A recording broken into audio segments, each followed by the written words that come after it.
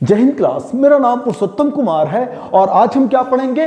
Conversion of imperative. Direct indirect speech में अगर reported speech में इंपरेटिव सेंटेंस है तो उसको हम डायरेक्ट से इनडायरेक्ट कैसे चेंज करेंगे, आज हम ये पढ़ेंगे। मैं जानता हूं कि इंपरेटिव सेंटेंस का बहुत सारे सेंटेंस मैंने आपको सिखाया है, लेकिन आज कुछ अलग तरह के और सेंटेंस मैं आपको सिखाऊंगा। मेरा मेन मोटो है, मेरा मेन गोल यही है कि कोई भी चीज आपसे छूटना नहीं चाहिए कि सर ये नहीं आपने सिखाया, सर ये नहीं सिखाया। बिल्कुल अपने घर जैसा बंदा कोई आए और पेड बैच की तरह पढ़ाए, वैसे पढ़ाना चाहता हूं मैं। ठीक है जी, चलो फिर शुरू करते हैं। मैं जानता हूं कि लंबा है पीरियड, लंबा चल रहा है, लेकिन एक भी क्वेश्चन छूटेगा नहीं। अगर एक बार आपने इस टॉपिक से पढ़ लिया, इस वीडियो से पढ़ लिया, फिर आपको सोचने की जरूरत नहीं पड़ेगी कि कहीं और जाके जंप करके देख लें, किसी और का वीडियो देख लें। नहीं देख पाओगे भाई। आ जाओ शुरू करते हैं। चलो देखो, कन्वर्जन ऑफ इंपरेटिव है ना। अनसेड पहला क्वेश्चन है, पहला सेंटेंस है। अनसेड टू हर टीचर, क्या है? Unsaid to her teacher, comma inverted comma में, sir please solve this question in the easy method, full stop. ठीक है, अब इस सेंटेंस में देखना क्या क्या है। देखो, अलग तरह का क्वेश्चन है। Unsaid to her teacher, comma inverted comma में सर करके एक आपका वर्ड है, उसके बाद क्या है? Please solve this question. Sir भी है और प्लीज भी है, ध्यान रखना। ऐसे सेंटेंस अगर आ गया किसमें? डायरेक्ट स्पीच में, सबसे पहले हम देखेंगे कि ये सेंटेंस जो है वो कौन सा स्पीच में है, पहली चीज देखना है। तो पहला देख लिया कि सर ये डायरेक्ट स्पीच में है। क्या बोलोगे बेटा जी? ये डायरेक्ट स्पीच में है। कैसे मालूम करोगे? तो डायरेक्ट स्पीच का मैंने आपको एक फॉर्मूला बताया है कि सर जी, जैसे ही कॉमा और इन्वर्टेड कॉमा में कोई स्टेटमेंट रहेगा तो वो क्या हो जाएगा? डायरेक्ट स्पीच में हो जाएगा। उसके बाद क्या मैंने बताया है? सेकंड चीज ये देखना है कि ये रिपोर्टेड स्पीच में कौन सा सेंटेंस है। कौन सा सेंटेंस है? मतलब असर्टिव है कि इंपरेटिव है कि इंट्रोगेटिव है कि ऑप्टेटिव है कि एक्सक्लामेटरी है। मैंने आपको असर्टिव का फॉर्मूला बता दिया था, फिर क्या बताया था? इंट्रोगेटिव का भी बता दिया था। और ये कौन सा सेंटेंस है? इंपरेटिव सेंटेंस है। कैसे मालूम करोगे? सर बिल्कुल आसान, वर्ब के फर्स्ट फॉर्म से शुरू होता है। सॉल्व दिस क्वेश्चन, इसमें सब्जेक्ट कहां है? ढूंढो। Sir please solve this question in the easy method. इसमें सब्जेक्ट क्या है? इसमें सब्जेक्ट यू अंडरस्टूड है। इंपरेटिव सेंटेंस की सबसे बड़ी खूबसूरती वर्ब के फर्स्ट फॉर्म से शुरू होती है, वर्ब के बेस फॉर्म से शुरू होती है। देख लो, सॉल्व दिस क्वेश्चन, ये क्या है? ये अभी मैं बताऊंगा आपको, कैसे बताना हूं, कैसे किया जाएगा इसको, ये मैं आपको बताऊंगा। तो आपने जान गया कि ये डायरेक्ट स्पीच में है और ये इंपरेटिव सेंटेंस है। क्या जान गए?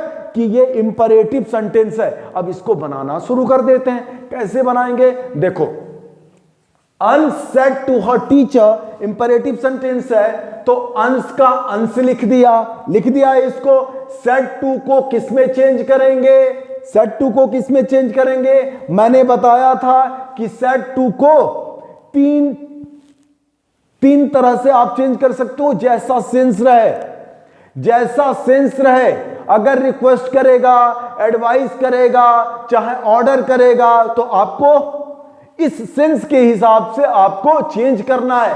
आपने देखा कि ये सेंस कैसा दे रहा है? सबसे पहले दे रहा है कि प्लीज कह रहा है, please solve this question in the easy method. अंश अपने सर से बोल रहा है, अंश अपने टीचर से बोल रहा है, तो क्या करेगा भैया? रिक्वेस्ट करेगा। और मैंने बताया है पिछले वीडियो में कि अगर प्लीज रहे चाहे काइंडली रहे, देख लो लिखा हूं मैं, प्लीज रहे चाहे काइंडली रहे, आपको क्या लगाना है? रिक्वेस्टेड लगाना है। अब आप कहोगे कि ये सेड टू को रिक्वेस्टेड, ये पास्ट टेंस में है तो पास्ट टेंस में ही लिखना पड़ेगा। ध्यान रखिएगा, अगर ये सेड टू है तो इसको रिक्वेस्टेड करना पड़ेगा। पास्ट टेंस में ये है तो पास्ट टेंस में ये लिखना पड़ेगा। अगर यहां पे सेज टू रहता तो आपको रिक्वेस्ट लिखना पड़ता। ठीक है, आगे मैं बताया हूं, उसको भी बताया मैंने, यहां पे भी बता दिया मैंने आपको। तो सेड टू को आपने रिक्वेस्टेड लिख दिया। किसकी वजह से लिखा? क्योंकि सर जी प्लीज लिखा है, बात खत्म। तो अनस रिक्वेस्टेड, सेड टू के जगह पे रिक्वेस्टेड, उसके बाद हर टीचर लिख दिया। उसके बाद क्या करना है, अभी यहां समझने वाली बात है, इसलिए ये सेंटेंस मैंने आपको दिया है। अब सेंटेंस क्या है? सर लिखा है, तो सर के लिए जब भी हम सर लिखें, मैडम लिखें, हिज हाइनेस लिखें, योर ऑनर लिखें, तो ये सारे चीज कौन से वाले शब्द हैं? सम्मान सूचक शब्द हैं। ये सम्मान के लिए लगाया जाता है। जब भी ऐसे वर्ड्स रिपोर्टेड स्पीच के अंदर हो, ऐसे वर्ड रिपोर्टेड स्पीच के अंदर हो, तो उसके लिए आपको क्या लगाना पड़ेगा? रिस्पेक्टफुली। क्या लगाना पड़ेगा जी? रिस्पेक्टफुली। ये जरूरत नहीं है, अगर ये नहीं लगाओगे तो भी काम चल जाएगा, लेकिन लगाओगे तो समझ में आ जाएगा कि बंदा पुरुषोत्तम सर से पढ़ा है। अरे कोई भी टीचर सर से पढ़ा है, समझ में आ रहा है? तो यहां पे रिस्पेक्टफुली किसके लिए बेटा जी? तो सर के लिए। अगर मैडम रहता तो भी लगता, अगर लगता हिज हाइनेस तो भी लगता, यहां पे जज हो जाता। समझ में आ रहा है? योर ऑनर, आपने देखा होगा कोर्ट में बोलते हैं योर ऑनर, बोलते हैं ना, वो क्या है? सम्मान सूचक शब्द है। तो उसके लिए आपको रेस्पेक्टफुली लिखना पड़ेगा। तो क्या लिख दिया? अनस रिक्वेस्टेड हर टीचर, और सर के लिए रिस्पेक्टफुली लिख दिया। उसके बाद कॉमा और इन्वर्टेड कॉमा के जगह के लिए क्या लिखना पड़ता है? इंपरेटिव सेंटेंस में क्या लिखना पड़ता है? टू प्रेपोजिशन लिखना पड़ता है, टू प्रेपो लिखना पड़ता है। यहां पे इंपरेटिव सेंटेंस में कंजंक्शन नहीं लगता है, यहां पे क्या लगता है? प्रेपो लगता है, प्रेपोजिशन लगता है। तो टू लिख दिया, यहां पे क्या लिख दिया? To, respectfully to. और उसके बाद ये सर के लिए आपने रेस्पेक्टफुली लिख दिया था, प्लीज के लिए आपने लिख दिया था रिक्वेस्टेड। इन दोनों को हटा के टू, सॉल्व का सॉल्व, और ये दिस का क्या लिख दिया? दैट लिख दिया। नियरनेस ऑफ टाइम और नियरनेस ऑफ प्लेस, उसके लिए क्या लगाते हैं? दिस का दैट, दिस का दोस, ये सारा बता चुका हूं। तो दिस का दैट, क्वेश्चन का क्वेश्चन, इन का इन, द का द, इजी का इजी, मेथड का मेथड, और ये फुल स्टॉप, ये फुल स्टॉप। ठीक है, क्वेश्चन क्लियर? ठीक है, कहने का पर्पज है कि आपको सर दे, प्लीज दे, ये सारा चीज देख लो बेटा। प्लीज और काइंडली रहेगा तो सीधे समझ जाना कि भैया ये रिक्वेस्ट ही करेगा। चाहे प्लीज हो चाहे काइंडली हो, रिक्वेस्टेड ही होगा। रिक्वेस्ट होगा, जैसा टेंस होगा वैसा आप उसको चेंज कर लेंगे, रिक्वेस्ट हो जाएगा। अगर सर होगा, मैडम होगा, हिज हाइनेस होगा, योर ऑनर होगा, ये सारे रिस्पेक्टफुली चेंज हो जाएंगे। ठीक है, कौन सा शब्द है? सम्मान सूचक शब्द है। क्लियर हो गया? ये पहला। अब दूसरा देखते हैं। ठीक है, इंपॉर्टेंट है, ध्यान से देखिएगा। पुरुष said to Mantusha, Purush said to Mantusha, comma inverted comma में, don't make a noise in the class, full stop, inverted comma close. ठीक है, सेंटेंस आ गया। आपको सबसे पहले क्या देखना है बेटा जी? आपको सबसे पहले देखना है कि ये कौन से स्पीच में है। कौन से स्पीच में है? आप बोलोगे कि सर ये डायरेक्ट स्पीच में है। जान गए डायरेक्ट स्पीच कैसे? सर जी ये कॉमा और इन्वर्टेड कॉमा में पूरा एक स्टेटमेंट दिया है। Got it? समझ गए? अब क्या देखोगे? अब देखोगे कि ये सेंटेंस जो है ये कौन सा है? असर्टिव है, इंट्रोगेटिव है, इंपरेटिव है, एक्सक्लेमेटरी है, ऑब्जेक्टिव है। देख लिया कौन सा सेंटेंस है? सर जी ये वर्ब के फर्स्ट फॉर्म से शुरू है, मेक और नॉइज। अब देखोगे यहां पे कि ये इंपरेटिव सेंटेंस तो है, लेकिन इंपरेटिव सेंटेंस में ये कौन सा अफर्मेटिव है कि नेगेटिव है? ये नेगेटिव सेंस देख रहा है बेटा। डोंट, डोंट किसको? ये शॉर्ट फॉर्म में लिखा है डोंट, DON और ऐसे करके T लगा दिया। ये डोंट शॉर्ट फॉर्म है, इसको बोलते हैं, या तो तुम बोल दो do not make a noise in the class, या शॉर्ट फॉर्म में बोलो don't make a noise in the class. इसीलिए मैंने बोला था इसके पिछले वीडियो में सिखाया हूं मैं आपको इंपेरेटिव सेंटेंस में कि ये हमेशा प्रेजेंट इंडेफिनिट टेंस में रहता है। प्रेजेंट इंडेफिनिट टेंस का ऑक्सिलरी वर्ब क्या है? डू या डज। यहां पे डू लगा है, क्यों लगा है डू? क्योंकि यू छिपा है। You don't make a noise in the class. समझ में आ रहा? तो ये प्रेजेंट इंडेफिनिट है और ये negative sentence, negative sense they रहा है। तो जब ये इंपरेटिव सेंटेंस का निगेटिव सेंस देगा, सेंस देने वाला बंदा है, उसको कैसे बनाएंगे फिर मैं सिखाने जा रहा हूं आपको, वो चीज सीखिए। ठीक है, इतना आप जान गए कि ये डायरेक्ट स्पीच में है और इंपरेटिव सेंटेंस है और निगेटिव सेंस दे रहा है। क्या करेंगे? सबसे पहले देखा पुरुषर सेट टू मंतुषा, पुरुषर को पुरुषर लिख दिया, सेट टू को किसमें? ऑर्डर में। पुरुषर मंतुषा को ऑर्डर करेंगे, एडवाइस भी कर सकते हैं, लेकिन आप ऑर्डर लिखोगे। टीचर बच्चे को क्या करेगा? मंतुषा उसकी शिष्या है तो उसको कह रहे हैं कि डोंट मेक अ नॉइज किसमें? इन द क्लास। क्लास की एक बच्ची है तो मंतुषा को बोलेंगे, ऑर्डर करेंगे। ऑर्डर कर दिया उन्होंने, पुरुषर ऑर्डर्ड। ये पास्ट टेंस में है तो पास्ट टेंस में इसको भी लिखना पड़ेगा, ऑर्डर्स नहीं ऑर्डर्ड। जब सेड है तो ऑर्डर्ड। समझ में आ रहा? सेट टू को ऑर्डर में चेंज कर दिया, काम खत्म। उसके बाद मंतुषा, मंतुषा लिख दिया।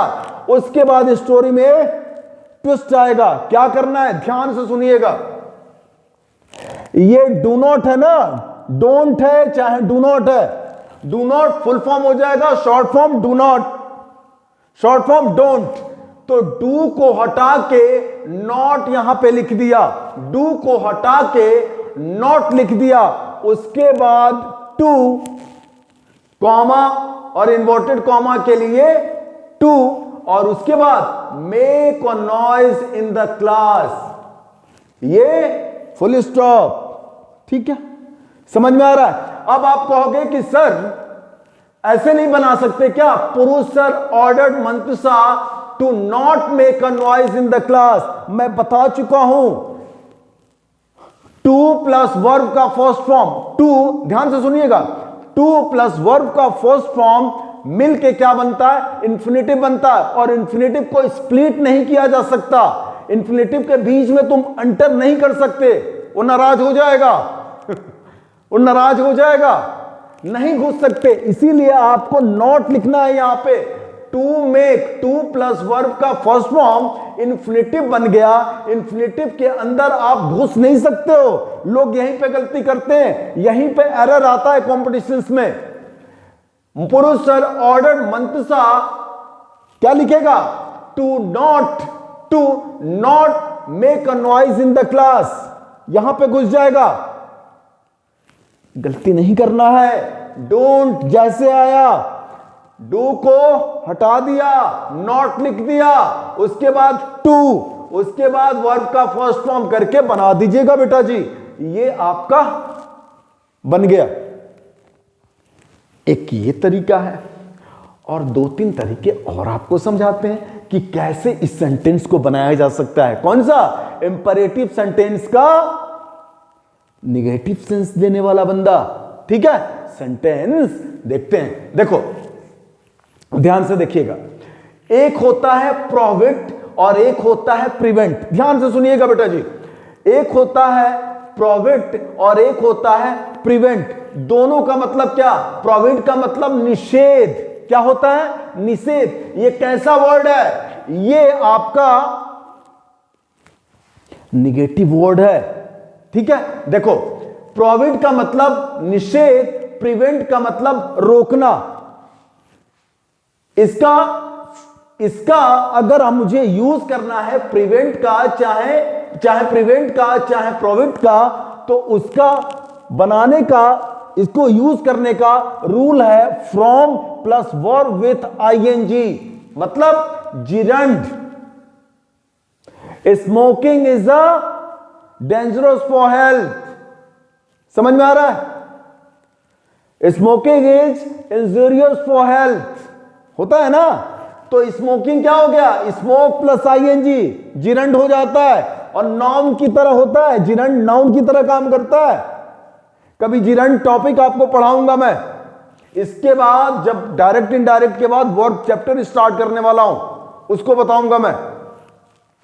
तो कहने का पर्पज है, ध्यान से सुनिएगा, प्रोहिबिट और प्रिवेंट जो है वो निगेटिव वर्ड्स है, नकारात्मक शब्द है, इसमें नॉट नहीं यूज होता है। इसको कैसे यूज करते हैं, from plus verb with ING, अभी यूज करके दिखाऊंगा। उसको जिरंड की तरह यूज करते हैं जो नाउन होता है, और चाहे वो प्रोहिबिट हो चाहे प्रिवेंट हो। और वही सेम चीज फॉरबिड, एक वर्ड होता है प्रोहिबिट, प्रिवेंट और फॉरबिड। फॉरबिड का मतलब होता है मना करना। अगर इसका यूज करना है फॉरबिड का, तो उसको कैसे यूज करते हैं, टू प्लस वर्ब का फर्स्ट फॉर्म। कैसे, टू प्लस वर्ब का फर्स्ट फॉर्म, इसको फॉरबिड को ऐसे यूज करेंगे। ये तीन चीज आपको जानना है। अब देखो, प्रोहिबिट का फर्स्ट फॉर्म होता है प्रोहिबिटेड, V1 V2 V3, और प्रिवेंट का क्या होता है, first form prevent, second form prevented, और थर्ड फॉर्म प्रिवेंटेड। उसी तरह फॉरबिड का फॉरबिडन। इतना जान गए। अब इसकी सेंटेंस के ऊपर आते हैं, आपको सिखाता हूं मैं। देखो, अगर Purush sir said to Mantusha don't make a noise in the class है, डायरेक्ट स्पीच में है, इंपरेटिव सेंटेंस है, या तो आप इस तरह बना सकते हो नॉट लगा के अगर बनाना है तो। अगर नॉट लगा के नहीं बनाना है तो बेटा जी क्या करोगे, पुरुष सर एक फॉरबिड का मतलब मना करना, और ये पास्ट टेंस में है सेड टू, तो फॉरबिड का सेकेंड फॉर्म क्या मैंने बोला, फॉरबिड। तो लिख दोगे पुरुष सर फॉरबिड मंतुषा, पुरुष सर ने मंतुषा को मना किया। क्या मना किया, to make a noise in the class, कि क्लास में, समझ में आ रहा है, मना करने पर अगर फॉरबिड अगर आपने लिख दिया तो यहां पे नॉट लगाना जरूरी नहीं है, लगाना ही नहीं है। ये निगेटिव वर्ड खुद ही है, देखा, निगेटिव वर्ड ये खुद ही है। इन सारों में, चाहे वो प्रोहिबिट हो, चाहे वो प्रिवेंट हो, चाहे वो फॉरबिड हो, इसमें नॉट नहीं लगाना है। आपको सीधे बोलना है पुरुष सर फॉरबिड, ऑर्डर की जगह पे फॉरबिड, और मंतुषा, और ओनली सिंपल आप टू लगा के make a noise in the class. किसमें, फॉरबिड में यूज होता है टू प्लस वर्ब का फर्स्ट फॉर्म। देख लो, टू प्लस वर्ब का फर्स्ट फॉर्म, ये हो गया। अगर आपको प्रोहिबिट या प्रिवेंट का यूज करना है, नॉट नहीं लगाना है, तो यहां से भी बनाया जा सकता है, पुरुष सर प्रिवेंटेड मतलब रोकते हैं क्या, मंतुषा को from making a noise in the class. इसको हम कैसे यूज करते हैं, प्रिवेंट को, फ्रॉम क्या है, फ्रॉम वर्ब विथ आईएनजी, ये भी प्रेपो है फ्रॉम, और ये प्रेपो मतलब प्रीपोजिशन, और वर्ब विथ आईएनजी। तो पुरुष सर प्रिवेंट को प्रिवेंटेड कर दिए, वर्ब का सेकेंड फॉर्म कहां है, प्रिवेंटेड। तो पुरुष सर प्रिवेंटेड मंतुषा, और क्या लगाना है, फ्रॉम लिख दिया, और मेक का मेकिंग लिख दिया, और नॉइज इन द क्लास, और ये फुल स्टॉप हो गया। समझ में आ रहा है। हम 1, 2, 3 और 4 प्रकार से इस सेंटेंस को बनाया जा सकता है। अगर नॉट लगाना है तो ऑर्डर वाला फॉर्मूला, ठीक है। अगर आपको नॉट नहीं लगाना है तो फॉरवर्ड से बना सकते हैं, फॉर प्रोविट से बना सकते हो, प्रिवेंट से बना सकते हैं, जैसा आपका मन करे वैसा बनाइएगा। मैं बोला हूं ना, छूटना कुछ नहीं चाहिए। अगर एक बार ये टॉपिक पढ़ लिया इंपरेटिव का, कन्वर्जन ऑफ इंपरेटिव सेंटेंस, तो 2 नंबर भी आए, 4 नंबर आए, 10 नंबर आए, 16 नंबर आए, आता है भाई एसएससी सीजीएल में, छूटना नहीं चाहिए। हमारा मेन मोटो ये रहता है बेटा जी कि क्लास 6 का बेटा अगर क्लास 6 का लड़का रहे तो भी पढ़ ले, और जो आईएएस की तैयारी, एसएससी सीजीएल की तैयारी, इंग्लिश करना चाहता है, ग्रामर, उसको भी क्लियर हो जाए। ठीक है, मेन मोटो ये रहता है। मैं आपको एक साथ पूरा सब चीज पढ़ा दूं, धीरे धीरे धीरे धीरे करके मैं आपको ग्रोन अप कर रहा हूं। ठीक है, कभी कहता हूं कि लाइक कर दो, कभी कहता हूं कि सब्सक्राइब कर दो, कहता नहीं हो ना।